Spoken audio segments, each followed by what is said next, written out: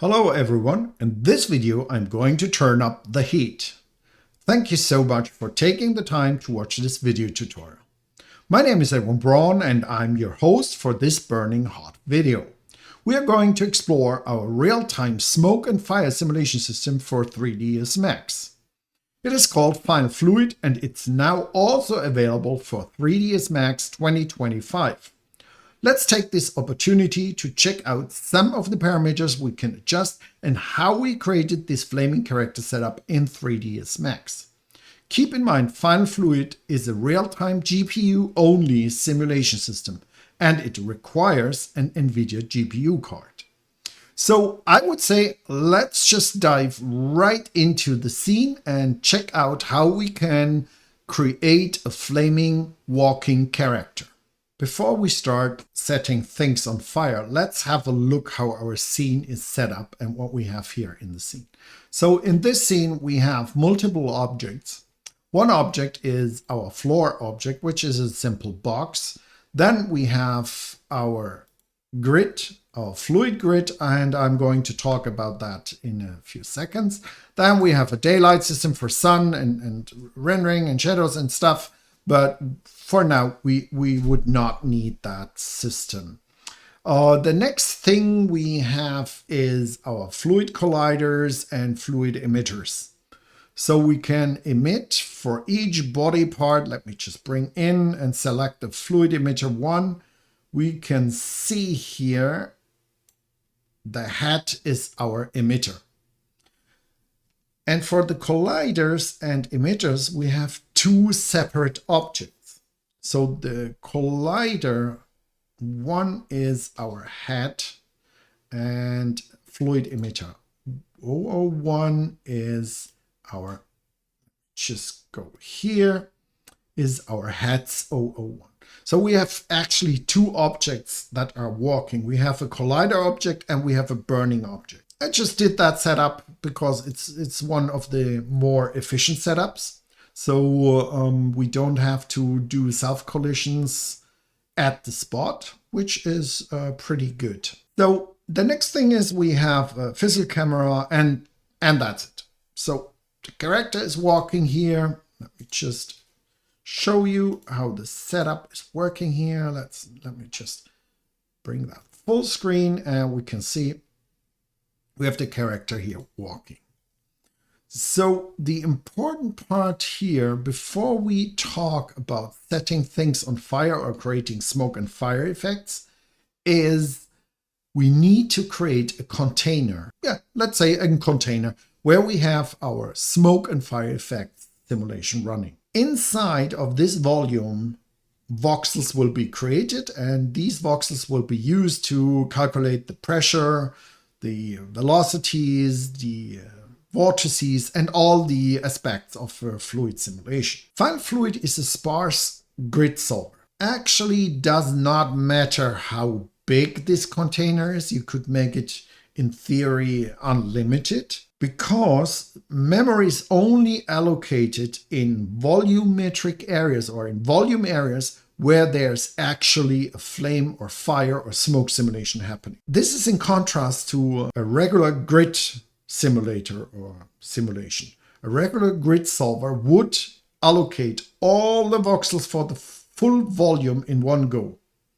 Even though it might never, this voxel up in the left upper corner, might never see a little bit of smoke, it still needs to handle it and calculate and do the memory allocation.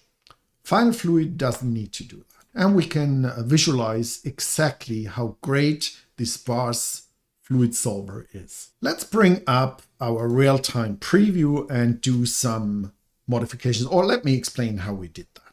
So right now, our whole body or character is burning. So every surface area or every triangle is emitting fire. So what we could do is, let me just go in here. We could now go and, for example, turn off fluid emitters. Let me just go in here. So let's see, that's our head. Let's start from this side, from Fluid Emitter 6, and I'll just turn off one by one the fluid emitters. So that must be the shoes, pants, turn off this one. I'll turn off this one. And now only the upper part is burning. Let me just turn off this one. And now only our hat is burning. So that is the basic idea and the flexibility of finalFluid. You can just assign it per mesh. You can assign it on the whole mesh if that were one character, or if we have the flexibility already, we can assign it to individual body parts, and we could make it different colors, different intensities, whatever we want to do. So if we wanted, for example, just to modify and adjust our hat, let me just select the hat. For example, if we wanted to have more smoke, let me just increase the smoke. And let me just increase the coupling rate so that we get more smoke. Then we can see we are creating a lot of smoke here. Really a lot of smoke. So let me just turn that back, dial back down to a more reasonable. So we have the hat now on fire. And that's how about we go in here, because finalFluid is a real-time simulation. So everything you see here happens in real time. So if I modify my viewport in 3D Studio Max, the character will still simulate the fluid, and we can adjust our viewport in real time. And as you've seen, we can turn on our other emitters as well. Let me just bring back on our other emitters. So now the body is working. Let's turn on all our images. And again, the flexibility here right now is every individual part. We could have different flame colors, different intensities, whatever we wanted to do. While we are already with adjusting the fire and smoke simulation, let's talk a little bit about what I said with a Sparse grid solver. So let me just turn on the debug mode. And this is really an important feature, and I can't stress this enough. Turn on the debug mode when you start setting up your fire and flame simulations with finalFluid, because that is your memory saver. Right now we have all the statistics here, how many memory we have available, how many voxels we have, and if we run out of voxels or not. So let me just show you how it looks like when we are going to run out of voxels. Then we would get a very specific and strange behavior. Let me just reduce our memory to 5 GB. So we simulate, we have a low, very cheap GPU card, and let's just bring up this. So right now we only allocate 5 GB, and we can see it's still working. So we are not running into a problem here. So what I'm doing right now, I'm reducing now or increasing the resolution, and we can see we're still not hitting the ceiling of our voxels. So we can go and increase more, or another way to just help us a little bit in stressing our system right now is if we were to increase the amount of smoke, for example.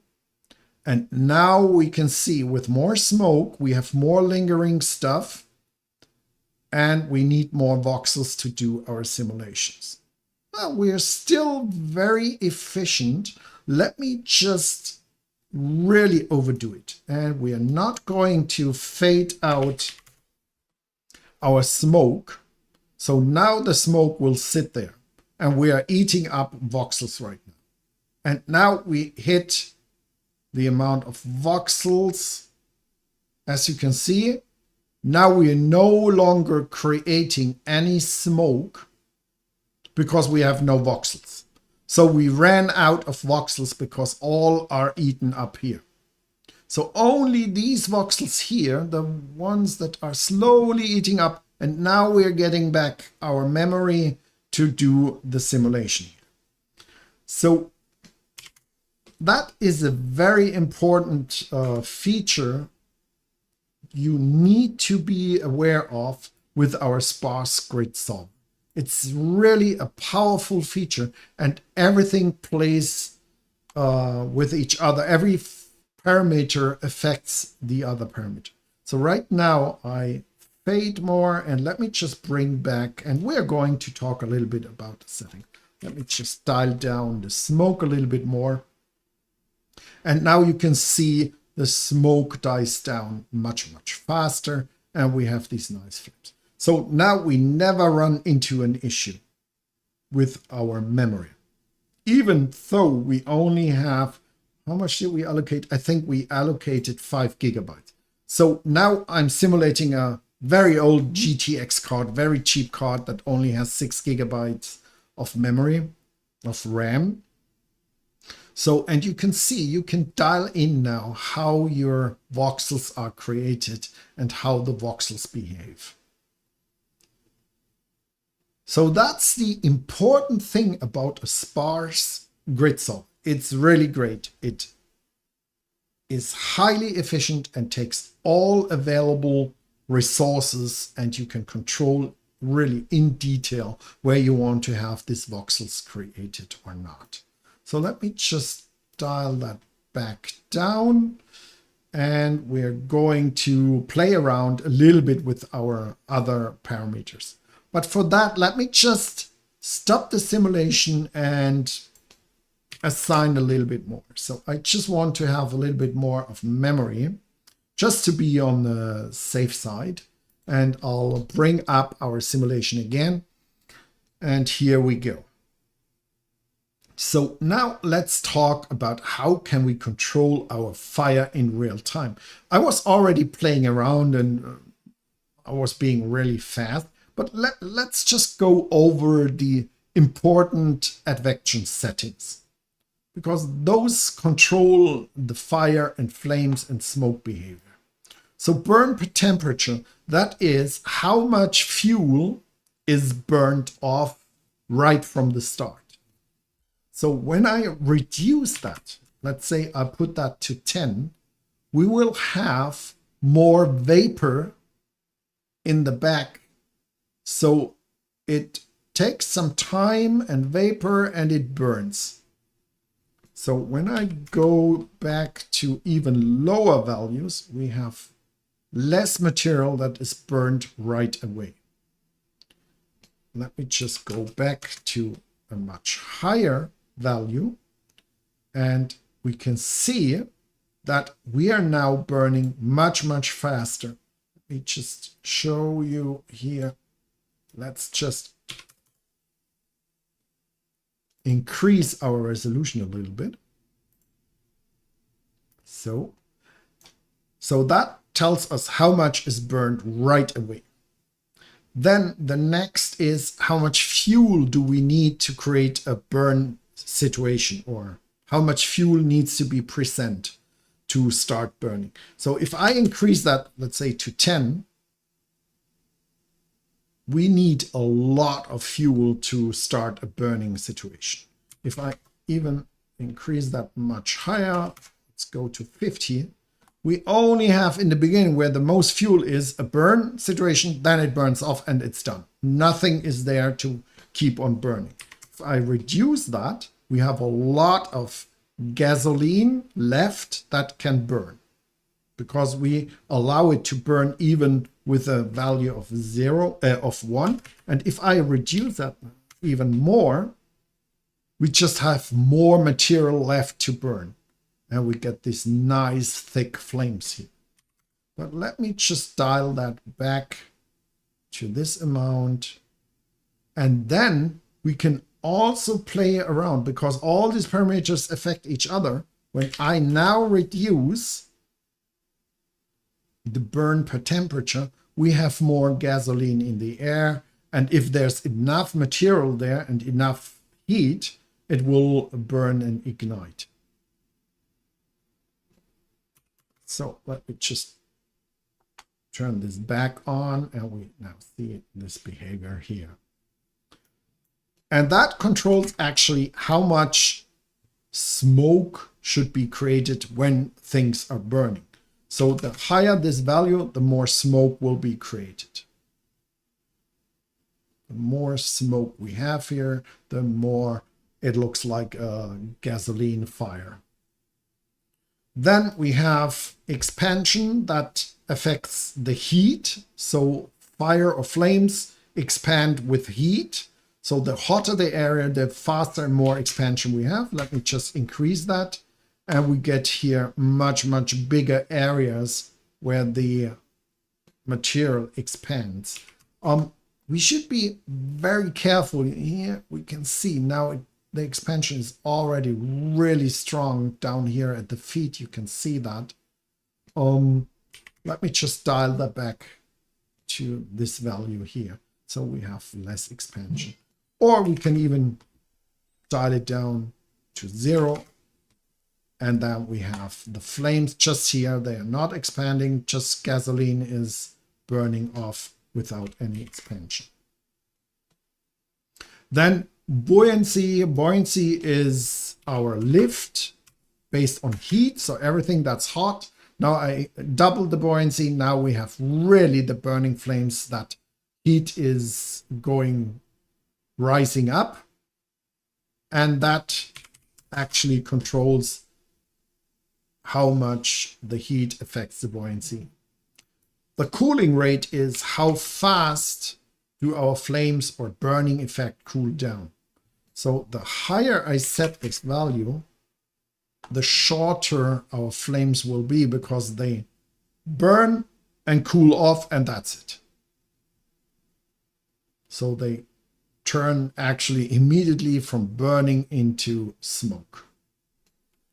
So let me just reduce our cooling rate, and then we have kind of a heat halo around our character that even ignites or reignites material. So that creates a nice effect. So those are the most important parameters to control how your flames look like or behave. And then the next parameter we have in our finalFluid is the fading and damping. So we can fade the velocity, how fast these vortices are happening, and so on. We can fade the fuel amount, the temperature, and we can fade even the smoke. Let me just reduce the temperature fade a little bit. So heat is not cooling down in addition to our cool down rate. And then we can just turn up our smoke fading. So that means our smoke fades away much faster. Let me just increase that even more. So now you see the smoke is created and fades away. Plop, plop, plop. And we just have the flames left. So we just dial that back. And now the smoke lingers for a much longer time here and doesn't fade away. We could also do, for example, the damping, which is what it says. It dampens an effect. When I dial the velocity, for example, to 1, it means the smoke comes out and immediately stops. When I go to 0.8, we still have some movement, but it will slow down very fast. And then just stick in the air. So that's how we can control the damping. And that's, as I mentioned, that's for the fuel, for the temperature as well, and for the smoke as well. But let's talk about the most important part, and that's our sparse grid parameters.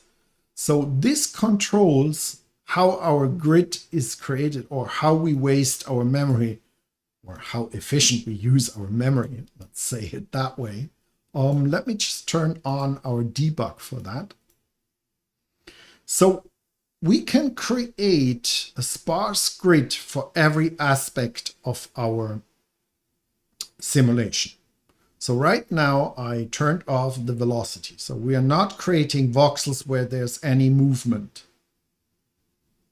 And we can see it's working. It's pretty good, pretty well.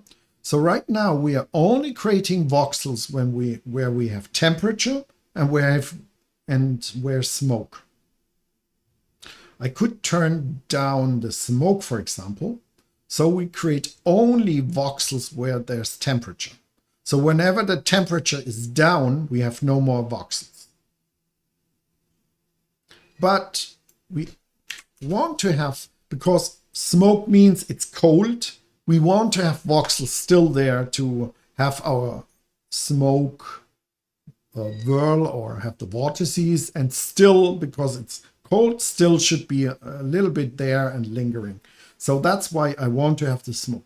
And now we can say how much of our material needs to be there. So I can say I only want voxels when there's really thick smoke.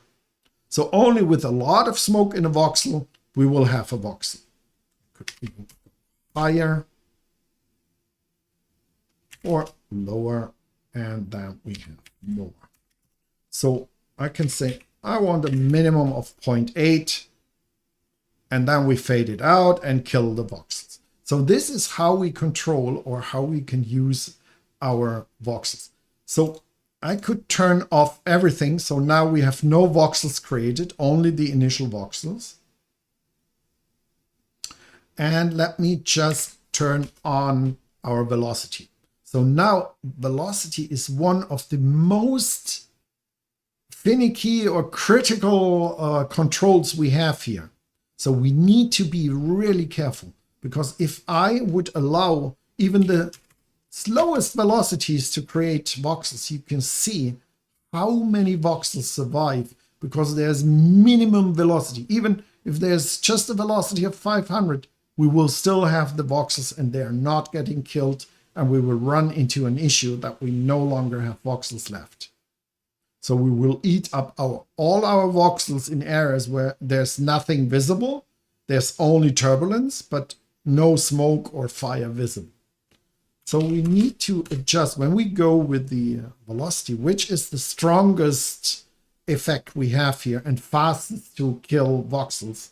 We need to make sure that we have that. And still, I like to just have, in addition to the velocities, my smoke, so that I can slowly fade out the smoke and it looks nicer. So let's just go back to our show debug, and there we have. So I hope this video was interesting for you, and this was just a little recap of our 2025 release we just did for finalFluid. We did some bug fixing and so on. I just wanted to show you an interesting way to use finalFluid in real time inside of 3D Studio Max. And we can really see, let's move a little back out here, how great finalFluid is to create fire and smoke effects. And if you wanted to render that, you can either render it right away with Final Render, with direct rendering of the OpenVDB volume, or you just export the whole simulation. If you like it and your simulation is set up, you just go and make a VDB export. You export all the channels you want, press the export button, and then you can use whatever renderer you want. Any renderer that can load a VDB file will be able to use these smoke and fire simulation to render. So thank you once more for watching this video. I hope you enjoyed it. Thank you and goodbye.